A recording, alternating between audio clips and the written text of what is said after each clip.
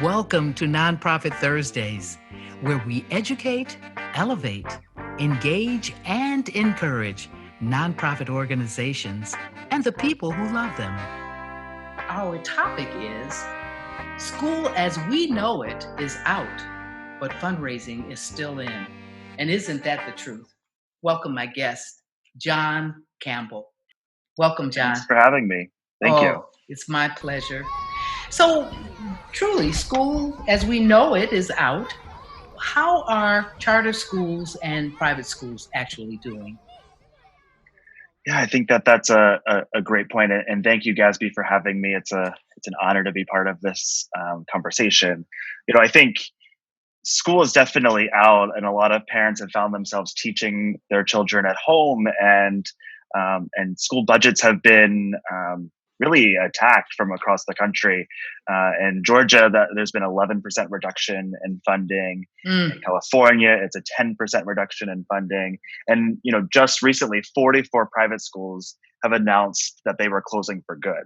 And I think that doesn't even begin to tell the full story when you think about all of the additional costs that schools are having to face when it comes to technology, personal protective equipment, computers, even take home kits, meals in some instances, schools are providing. And I think that's really tough. yeah. And they're needing to find new revenue sources. And so what I've been seeing is and working with a lot of schools that are launching emergency response campaigns, and those campaigns are tied to really tackling those immediate needs. The difference is that those aren't long-term solutions, right? Donors will be fatigued at some point, and so we need to think about how do we make this sustainable, and how do we take advantage of the opportunity to get what you need as school leaders, but also to build a sustainable fundraising program. Yes, all really, really excellent points. It hurts my heart to hear that schools who were providing education and access to some students are shuttering. And that's a sad state of affairs. But one of the things that's part of this shakeout of us being in this upended situation we're in with COVID and everything else. So it has been traditionally that schools have been able to fundraise because people have been able to go and see them in action, and donors could then be sufficiently convinced that the mission is being accomplished and then give. So, what's happening now?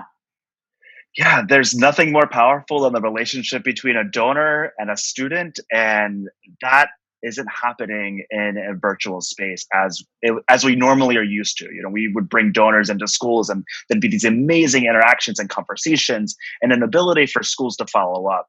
And what we're seeing is that either schools are stopping those tours because they're afraid, or they can't bring people into the building, and they don't know where to go. And so we've been working with a number of schools and education organizations. In fact, one organization here in DC that really does advocacy work for charters. They've pivoted their monthly school tour to a virtual distance learning kind of drop in, where they've been bringing funders and donors into these conversations.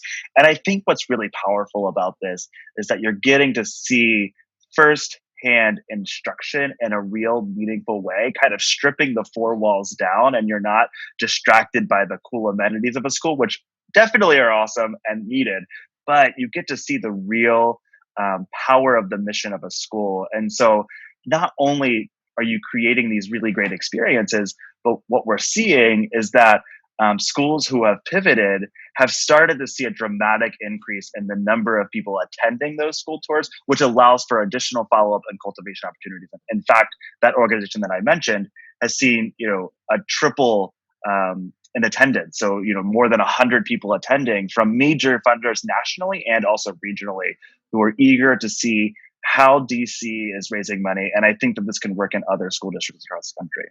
That is really encouraging in so many ways.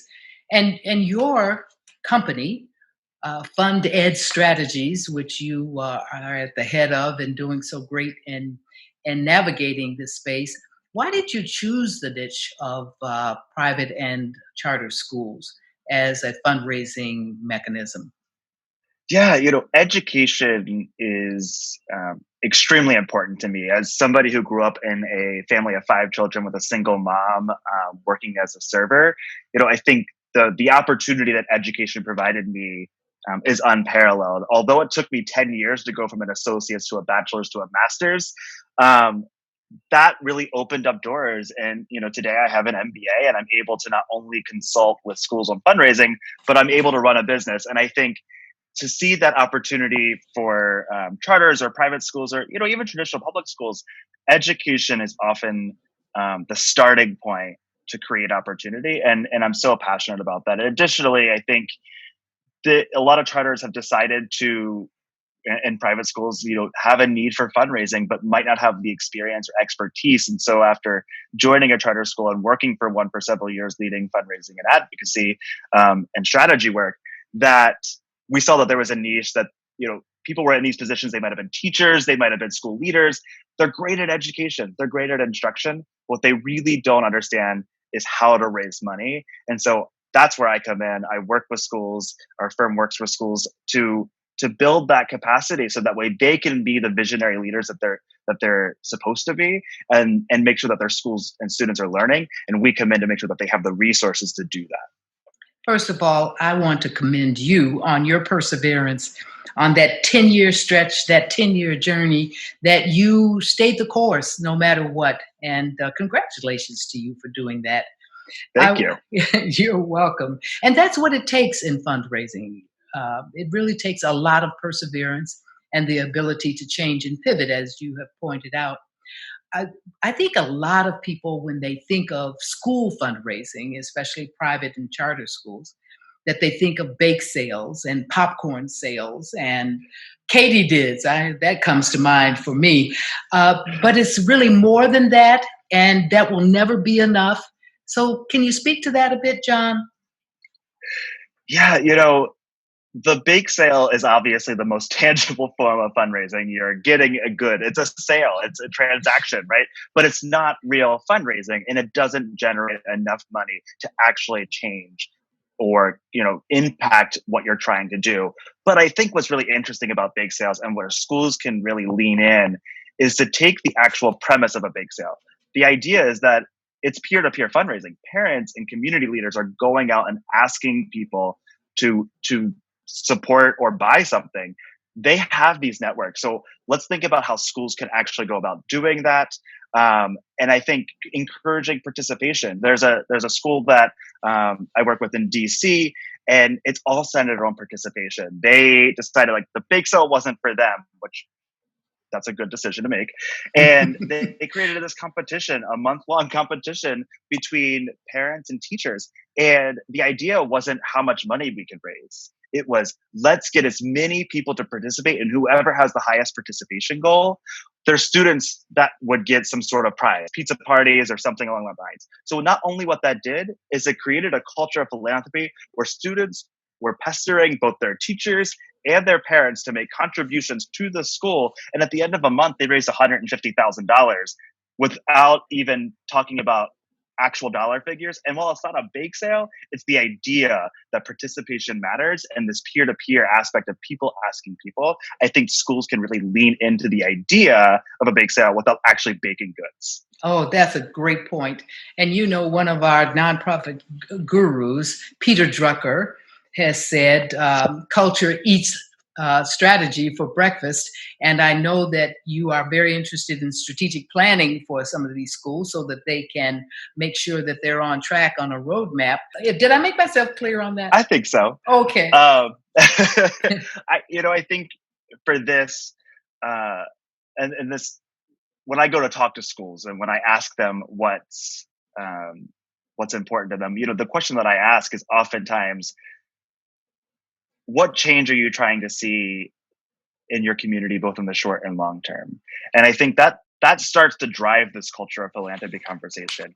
And then when we think about digging in a little bit deeper, we start to get to the how and the what. And that's where we can start to build strategy and start to build these conversations. And it also gives a glimpse into the case for support. Right? If you could talk about where you're trying to go, that's the case. That's how we get your community, your teachers, your parents, your alumni, your board members, the community leaders.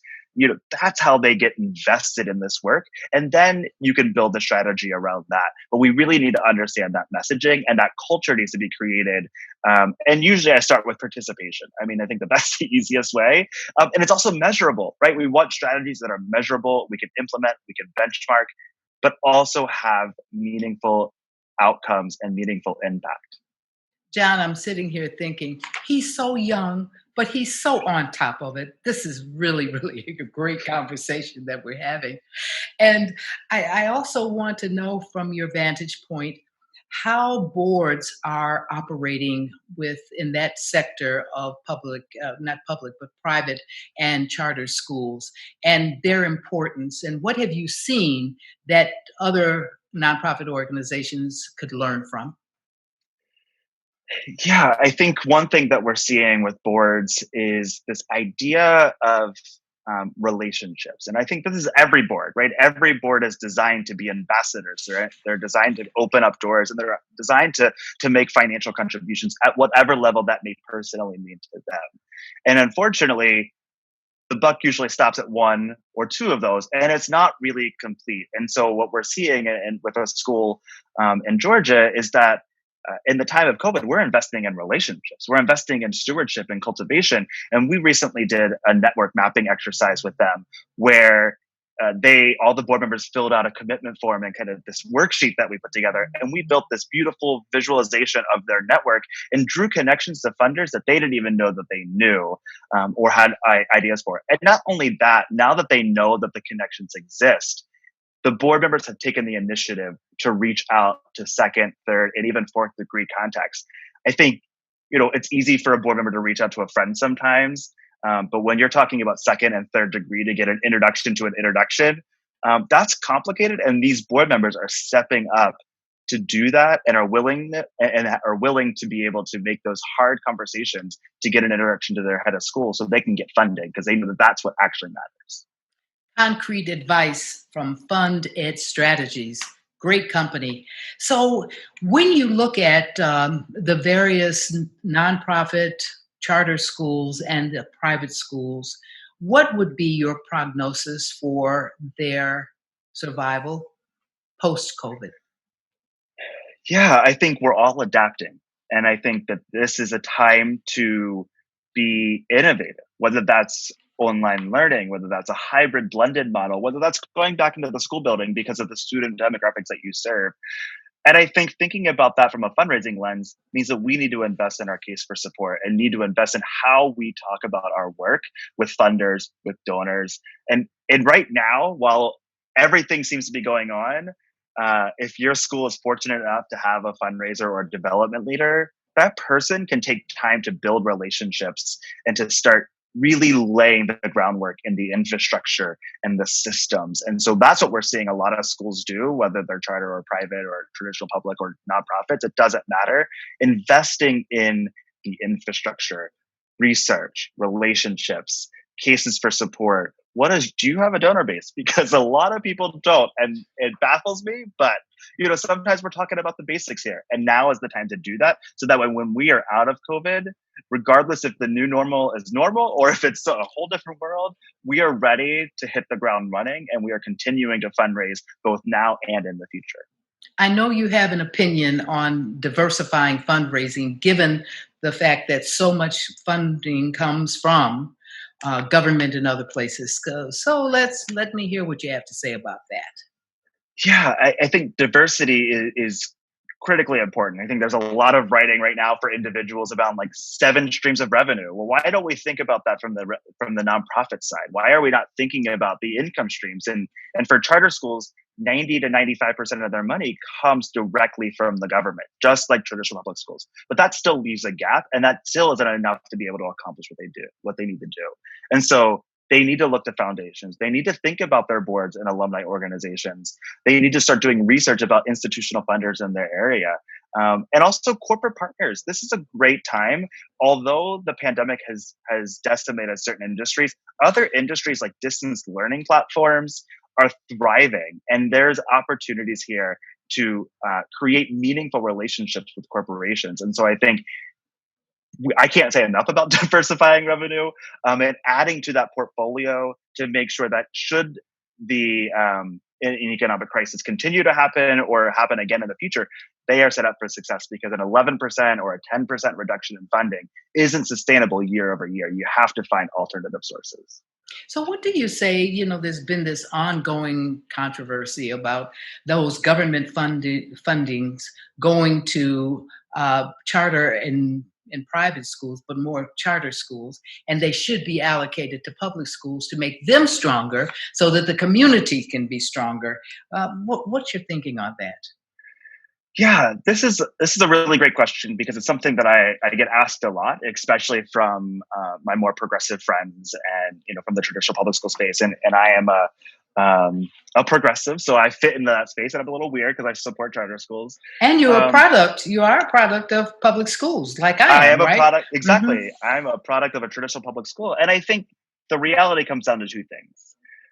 One is the scarcity mindset. Yes, the government has a certain finite amount of funding, but when we in nonprofits in general take on the scarcity mindset and that there's only enough resources, and therefore, if I get resources, you don't get resources, that limits our ability to think bigger and not it doesn't allow us to dream and actually accomplish the problems that we are here to accomplish. Um, the second thing that I wanted to bring up is we are fighting about vehicles for change and not the actual change or the outcomes. And that to me is really at the crux of this issue. It shouldn't matter where a student goes. It should be a matter of what are the outcomes for that student and how is their trajectory either changed or improved as a result of that programming. And that's for any nonprofit, not just schools, but it's obviously even more indicative when we talk about charters and private schools and traditional public schools. Are the schools creating change? And I would say that for traditional public schools, I would say that for charter schools and private schools. And if they're not, they shouldn't exist. And if they are, let's prop them up. Let's make sure that they have the resources that they need because there are great traditional public schools, there are great charter schools, and there are great private schools. And they're also bad on all three fronts. Yes, I like what you said about the scarcity versus the abundance mindset, that we don't have to compete with one another, but do well in the space we're in. So, as we're about to wrap up, John, I love Inside the Actors Studio. Still watch it in reruns, and it usually ends with several questions for the guests. So, I'm going to take a page out of that book and ask you several questions, maybe three. And the first question is, what gives you hope?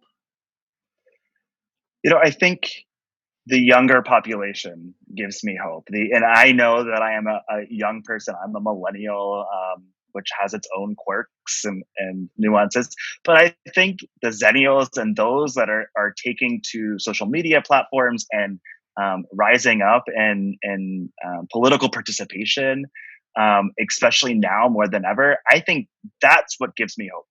That's raising voices is how we create change, and creating space for those voices to be heard regardless of how young or old they are is so important to me. And I think that is really how we will actually continue to create change and move really the world forward.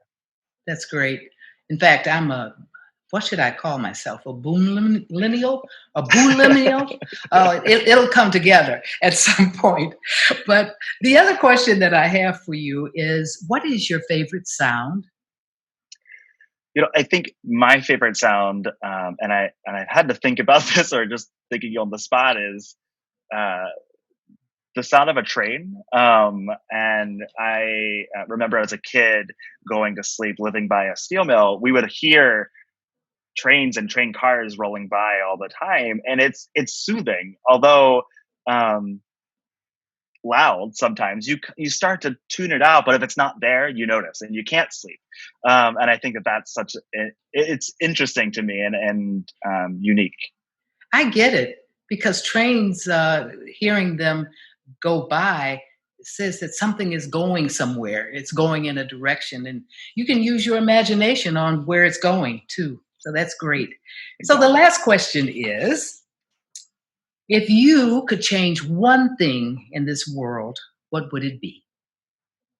I think clearly put racism I think right now, our country and the world for that is facing two pandemics: systemic racism and COVID-19. And I think those are not um, independent of each other either. And I think we're seeing that in social outcomes and health disparities and digital divides. And the communities greatest impacted are those of communities of color, black and brown families. And I think if I were able to wave a magic wand and get rid of one issue, it would be racism, because I think by doing that, we can actually be on a place of equity, and not just equality or fake equality, but actual equity where everybody not only has the same access to opportunities, but actually can achieve at the same levels and have the same dreams and be able to accomplish them. I really like your thinking, my new friend and founder of Fund Ed Strategies. Great operation and a great direction that you're going in. Thank you so much for this conversation today. I appreciate it, and I hope we'll have more in the future. Will you come back? Absolutely. Thank you so much for having me, Gasby. You're more than welcome. Thank you for joining us for this episode of Nonprofit Thursdays. We appreciate you so much. This conversation was rich with information. I learned a lot, and I hope that you did too. So please visit us at www.thegasbygroup.com and to get to know a little bit more about what we do.